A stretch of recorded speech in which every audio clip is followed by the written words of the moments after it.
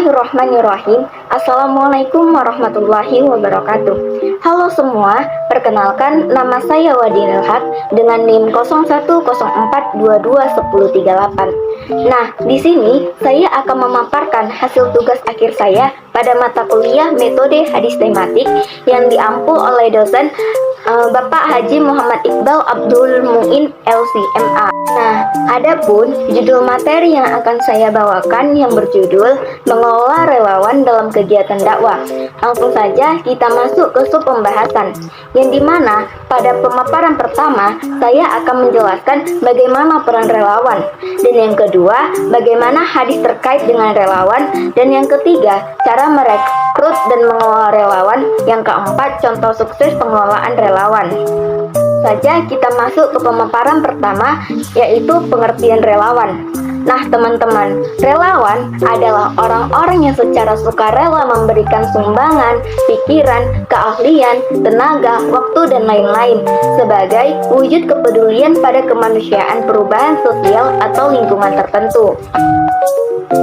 Seorang relawan dan peduli kepada orang lain merupakan panggilan jiwa atau merupakan kebutuhan untuk merasakan penderitaan orang lain dan menolong mereka untuk meringankan beban yang dideritanya. Langsung saja kita masuk ke pemaparan kedua, yaitu peran relawan. Nah teman-teman, sebagai pedoman hidup umat Islam, Al-Quran menerangkan tentang bagaimana bersikap dalam kehidupan kepada sesama manusia, seperti dijelaskan dalam Al-Quran surah Al-Ma'idah ayat 2. A'udzubillahi minasyaitonirrajim. Bismillahirrahmanirrahim. Wala ta'awanu 'alal ismi wal 'adwan wattaqullah innallaha syadidul iqab. Yang artinya, dan tolong-menolonglah kamu dalam mengerjakan kebajikan dan takwa, dan jangan tolong-menolonglah dalam perbuatan dosa dan permusuhan. Bertakwalah kepada Allah, sungguh Allah sangat berat siksanya. Nah teman-teman, relawan dituntut memiliki kesabaran yang luar biasa loh, karena menghadapi audiens yang memiliki perbedaan sifat dan karakter. Seseorang yang rela menolong tanpa mengharapkan apapun tidak merasa terbebani dan tidak merasa terpaksa, melainkan ia akan senang bisa beramal dan berbuat kebaikan. Nah, dalam hadis terkait relawan pada nomor 1466 yang artinya dari Sahal Hunayf radhiyallahu anhu bahwa Rasulullah Shallallahu alaihi wasallam bersabda, barang siapa menolong pejuang di jalan Allah atau penghutang yang berada dalam kesusahannya atau hamba mutakob yang tengah menebus dirinya, Allah akan memberi pelindungan kepadanya pada hari yang tidak akan ada lindungan selain lindungannya. Riwayat Ahmad, hadis sahih menurut Hakim. Teman-teman, selanjutnya kita masuk ke pemaparan bagaimana cara merekrut dan mengelola relawan. Merekrut dan mengelola relawan untuk kegiatan dakwah membutuhkan pendekatan yang terorganisir dan mempertimbangkan beberapa langkah penting. Berikut adalah beberapa cara untuk melakukannya. Nah, yang pertama, identifikasi kebutuhan, yang dimana tentukan dulu beberapa banyak relawan yang dibutuhkan dan keterampilan apa saja yang diperlukan. Nah, yang kedua, sosialisasinya. Gunakan media sosial, ceramah, atau forum komunitas untuk mengumumkan kesempatan menjadi relawan.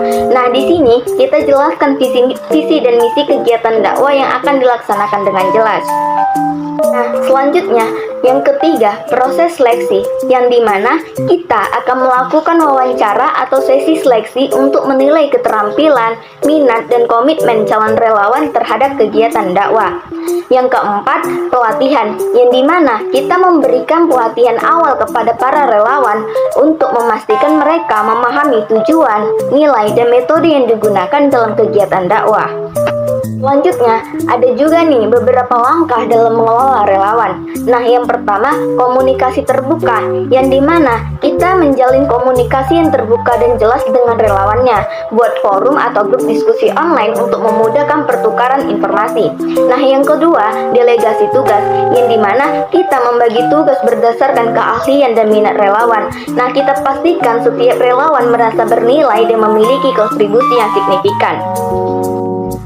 Yang ketiga, mentoring dan evaluasi, yang dimana kita pantau jalannya kegiatan dakwah dan evaluasi hasilnya. Gunakan umpan balik untuk memperbaiki dan meningkatkan kegiatan di masa depan. Yang keempat, pengembangan konten. Nah, kita siapkan materi dan konten yang relevan, menarik, dan sesuai dengan nilai-nilai dan ajaran yang ingin disampaikan dalam kegiatan dakwah. Nah, selanjutnya, contoh sukses pengelolaan relawan dalam kegiatan dakwah. Nah, yang pertama, program Peduli Muslim, yang dimana program ini melibatkan relawan untuk membantu komunitas muslim yang membutuhkannya. Yang kedua, dakwah di kampus. Nah, sudah banyak sekali kegiatan organisasi tersebut, yang dimana organisasi di kampus sukses dalam mengelola relawan untuk kegiatan dakwah. Mereka mengadakan pengajian rutin, seminar, dan kegiatan sosial. Nah, teman-teman, setelah pemaparan materi tadi, di sini kita juga akan bermain kuis loh, yang dimana kuis tersebut terdiri dari 5 soal dengan 3 tema. Nah, tema pertama yaitu peran relawan, yang kedua hadis terkait dalam kegiatan dakwah, dan yang ketiga cara merekrut dan mengelola relawan. Langsung saja nih ya teman-teman, kita masuk ke soal pertama, yang dimana nantinya saya akan memberikan teman-teman waktu dalam 5 detik untuk menjawab setiap pertanyaannya. Nah, ada pertanyaan pertama nih teman-teman. Mengapa seseorang menjadi relawan? A. Karena mendapatkan bayaran tinggi. B. Karena ingin merasakan penderitaan orang lain dan membantu meringankan beban mereka. Yang C. Karena dipaksa oleh pihak tertentu. D. Karena ingin mendapatkan popularitas. Nah teman-teman, menurut teman-teman nih, apa nih jawabannya? 1, 2, 3, 4, 5. Yeay, jawabannya adalah B. Karena ingin merasakan penderitaan orang lain dan membantu meringankan beban mereka. Nah, langsung saja kita masuk ke pertanyaan kedua. Apa saja yang disumbangkan oleh relawan? A. Tenaga, waktu. B. Uang, harta. C. Waktu saja. D. Tenaga saja. Nah, teman-teman, kira-kira dari pertanyaan tersebut, apa tuh jawabannya? 1, 2, 3, 4, 5. Yeay, jawabannya A. Tenaga dan waktu. Selanjutnya, kita masuk ke pertanyaan ketiga. Bagaimana perasaan seorang relawan ketika membantu orang lain? A. Terbebani. B. Senang. C. Acuh tak acuh. D. Merasa dipaksa. Nah teman-teman, kalau dari pertanyaan tersebut, kira-kira apa tuh jawabannya? 1, 2, 3, 4, 5. Yeay, jawabannya B.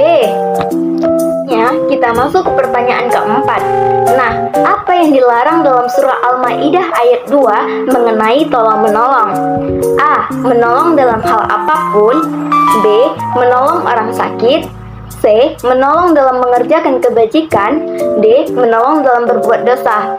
Nah, menurut teman-teman nih, dari pertanyaan tersebut, apa tuh jawabannya? 1, 2, 3, 4, 5.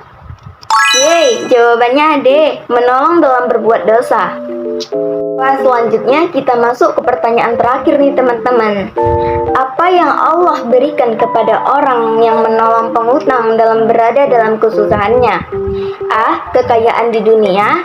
B. Lindungan pada hari yang tidak ada lindungan selain lindungannya. C. Kebebasan dari semua utang. D. Kedudukan tinggi di masyarakat. Nah teman-teman, apa nih jawabannya? 1, 2, 3, 4, 5. Yeay, jawabannya B. Lindungan pada hari yang tidak ada lindungan selain lindungannya. Mungkin itu saja pemaparan materi dari saya untuk memenuhi tugas akhir pada mata kuliah Hadis Tematik Manajemen Dakwah. Terima kasih.